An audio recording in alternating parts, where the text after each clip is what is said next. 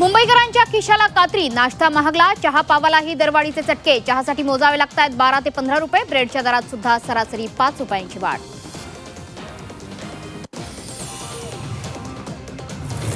राज्यात उष्माघाताचे 226 रुग्ण।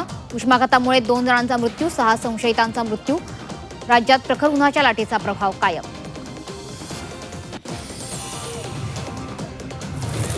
भंडाऱ्यात 31% जलसाठा, अनेक प्रकल्प कोरडे ठाक। शेतकरी संकटात, तलाव पूर्णतः कोरडे पडल्यानं उन्हाळी पिकांसाठी पाणी सोडण्याच्या शक्यता कमी। गुजरातच्या वलसाडमध्ये भीषण पाणीबाणी, हंडाभर पाण्यासाठी सुद्धा नागरिकांचा जीव धोक्यात।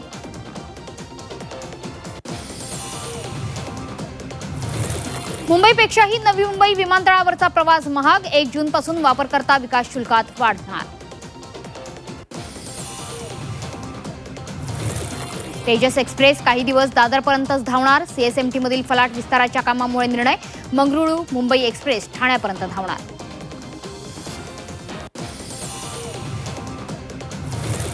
वडाळा ते गेटवे मेट्रो 11 लवकरच मार्गी लागणार। भूमिगत सुविधांच्या सर्वेक्षणाला सुरुवात, मेट्रो कामासाठी सल्लागाराची नियुक्ती। पावसाळ्यात मोराभाऊचा धक्का प्रवास महागणार, 25 रुपयांनी मोराभाऊचा धक्का प्रवास महागणार।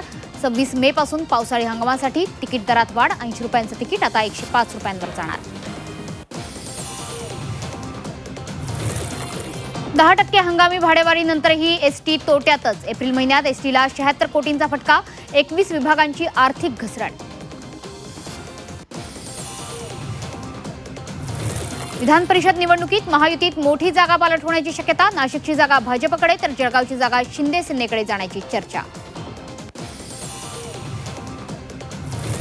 मातोश्रीवर शिवसेना युबीटीच्या मराठवाड्यातील पदाधिकाऱ्यांची बैठक। संभाजीनगर, परभणी, हिंगोली, जालना, धाराशिवचे पदाधिकारी उपस्थित राहणार। उद्धव ठाकरे काय कानमंत्र देणार याकडे लक्ष। राष्ट्रवादी पक्षातील गैरसमज पूर्णतः संपुष्टात आले। सुनील तटकरेंचं मोठं विधान, कालही नाराज नव्हतो आणि आजही नाही असं म्हणत राष्ट्रवादीतल्या अंतर्गत संघर्ष मिटल्याचे संकेत।